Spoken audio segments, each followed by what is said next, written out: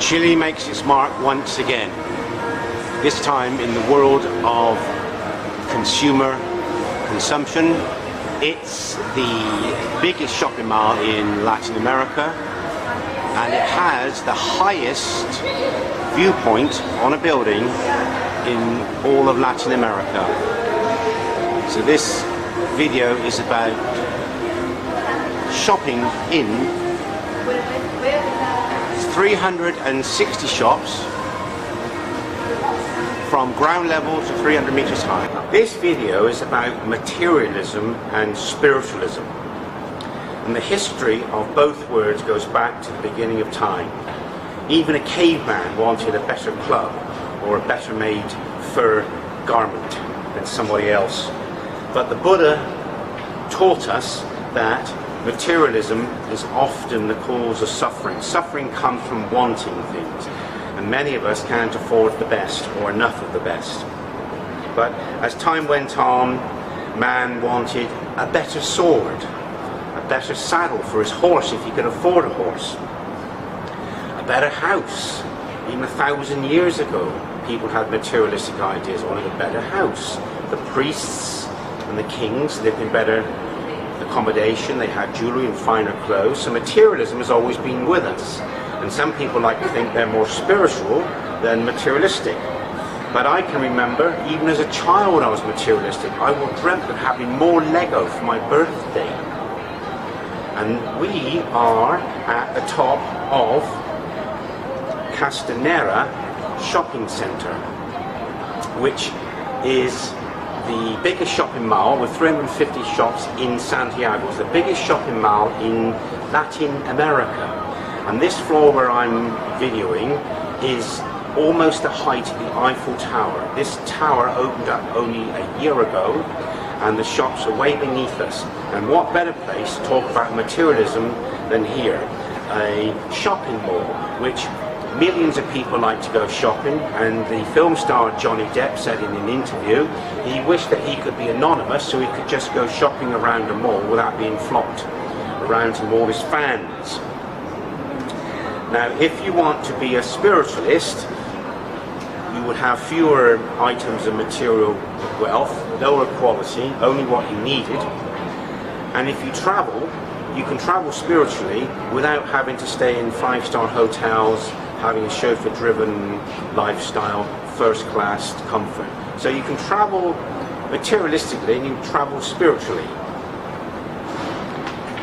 And I read in a book in the 1970s when I first started traveling seriously with a rucksack, the keenest eye accompanies the emptiest pocket.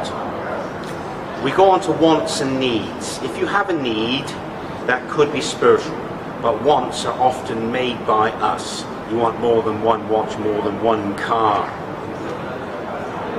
Most people love to shop. And there are certain ways of buying things. You can buy on impulse. You see something you never thought of when you went shopping and you end up buying it. You might be pleased with it because it fills a void, or it might be yet another colour for a pullover. You can have a collection of 30 shades and you say, do I really need all those pullovers? But the safest way to go shopping is to have a shopping list where you look for something, you don't buy the item until you see the precise one, or you save up for it, and when you make the purchase, you make no mistake, don't regret. Buying in impulse, joining a sale on Boxing Day, a lot of people take the goods back to the shops. And we live in a throwaway society, so people make an excuse to replace something they don't really need to buy. They might want to just buy the latest iPhone, while the previous iPhone was good enough for them. Now, some of us can't afford to buy cheap, because you get tired of it. You get tired of looking at something cheap, perhaps, or it doesn't last so long. And I bought a top branded jacket in Israel in 1994, and I still love that jacket. So although it was expensive, it could be cheaper in the long run. Some people dress cheaply but have all their money in the bank. Some people dress expensively and have nothing in the bank. And some people dress expensively and have lots of money in the bank. But there's a lot of people who get wrapped up in materialism, especially men who collect watches. They think they're going to make a statement by buying an expensive watch. But who cares? Who takes any notice of you? And a lot of people are suspended in the adolescent fable. They think that everybody else is looking at them and admiring them for what they wear. And men who think they're cool wearing expensive watches are hard to notice compared to driving a posh, expensive car. But then it boils down to vanity, doesn't it? Another thing you have to take into account when you spend in the material world is not to get into debt. Don't use the credit card and you can pay it off all in one go. Or unless the discount you get is going to outweigh the interest that you would incur for a month or two. And one of the most serious, horrible scenes that I see is how they spend Christmas in England. It's all about money, not about inviting Jesus to the party, and it's the pressure that people are put under to conform with spending.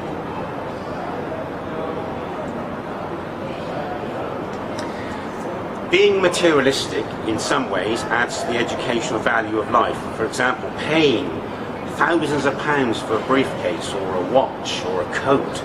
People who don't spend much money on materialism are quite taken back when they realise what you can pay. And that brings me on to saying, are you paying for the name? Now I'm going to finish this video by mentioning my frugal friend Leon Hopkins. He doesn't like spending money.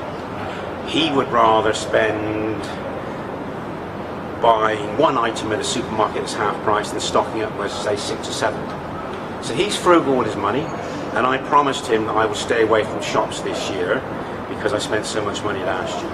Okay, I visited the top shopping mall in Latin America, 350 shops. Here on this floor, above the shopping mall, 300 meters high, but Leon, I will tell you, I didn't buy anything. I just had a look and said, I don't need that, because last year I topped up my shopping list, and this year I'm spending spiritually by traveling to see the world. And from Santiago de Chile, amid the smog, at 300 meters high, I say goodbye, he terminado.